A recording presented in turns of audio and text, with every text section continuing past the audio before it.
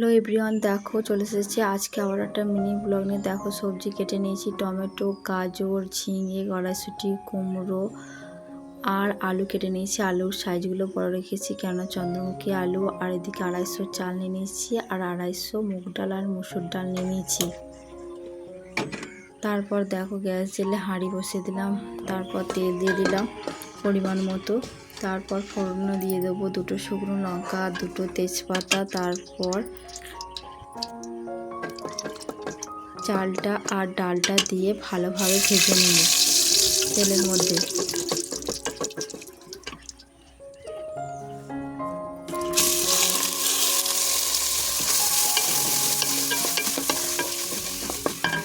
আর এই সময় গ্যাসের ফ্লেমটা লো টু হাই রাখতে হবে, একবার লো দিতে হবে, একবার হাই রাখতে হবে, কেননা চালটা ফুটে যেতে পারে আবার, তাই জন্যে।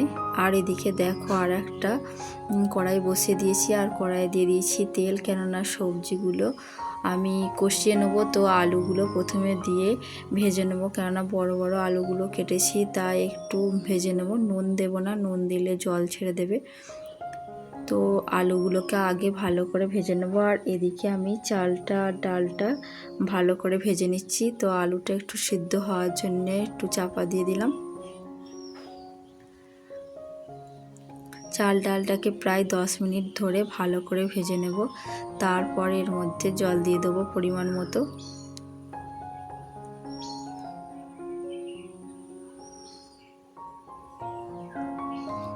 আর খিচুড়ির কালারের জন্য হলুদ গুঁড়ো দিয়ে দিচ্ছি 2 চামচ। চামচটা যেহেতু ছোট তাই 2 চামচ দিয়ে দিচ্ছি। আর এদিকে দেখো আলুগুলো আমার প্রায় ভাজা হয়ে গেছে। তো এরপর দেখো সব সবজিগুলো দিয়ে দেবো এক এক করে। তো প্রথমে দিয়ে দিলাম পেঁয়াজ কুচি, তারপর দিয়ে দেবো কাঁচা লঙ্কা কুচি, তারপরে দেখো সব সবজিগুলো একবারে দিয়ে দিচ্ছি কড়াইয়ের মধ্যে।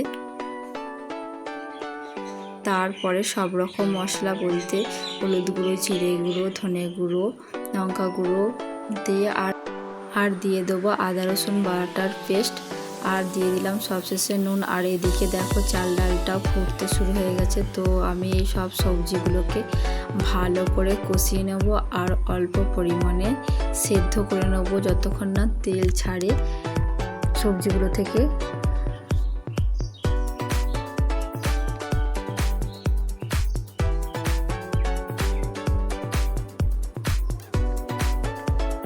তো ফ্রেন্ডস দেখো আমি সবজিগুলোকে সব ভালো করে কষিয়ে নিচ্ছি। তো ফ্রেন্ডস তোমরা কি এইভাবে খিচুড়ি করেছো কোনোদিন? তো অবশ্যই কমেন্টস করে জানিও।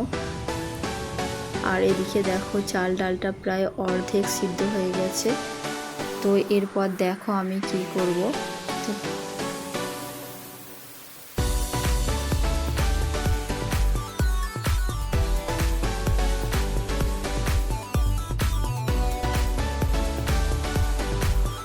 এদিকে দেখো সবজিটাও ভালোভাবে কষানো হয়ে গেছে। আর আমি এদিকে খিচুড়িটার চাল ডালটা তো বন্ধ করে দিলাম, দিয়ে এবার এই চাল ডালটা অর্ধেক সিদ্ধ হওয়াটা এই কষানো সবজির ওপরে দিয়ে দেবো। তারপর ভালোভাবে নাড়াচাড়া করে আমি খিচুড়িটাকে তৈরি করতে থাকবো। তো খিচুড়ি রান্না করতে গেলে বারবার নাড়াচাড়া করতে হয়, না হলে কড়াইয়ের নিচে ধরে যেতে পারে। তো ফ্রেন্ডস আমার মিনি ব্লগগুলো তোমাদের কেমন লাগছে অবশ্যই কমেন্টস করে জানিও। আর যদি ভালো লাগে আমার চ্যানেলটা সাবস্ক্রাইব করে দিও আর একটা ভিডিওতে লাইক করে দিও, কেননা তোমাদের একটা লাইক আর একটা কমেন্ট অনেক আগ্রহ জাগাবে ভিডিও তৈরি করতে। তো ফ্রেন্ডস দেখো খিচুড়িটা আমার প্রায় হয়েই গেছে। তো খিচুড়িটা হয়ে গেল। তো গরম গরম ধোঁয়া ওঠা খিচুড়ি আমরা খেতে থাকি। তো একটু টেস্ট করে নিই। আর তোমরা আমার চ্যানেলটা সাবস্ক্রাইব করে দিও। ততক্ষণের জন্য সবাই ভালো থেকো, সুস্থ থেকো। দেখা হচ্ছে নেক্সট মিনি ব্লগে। আজকের জন্য টাটা। আর দেখো নামানোর আগে কিছুটা গরম মশলা গুঁড়ো দিয়ে দিলাম।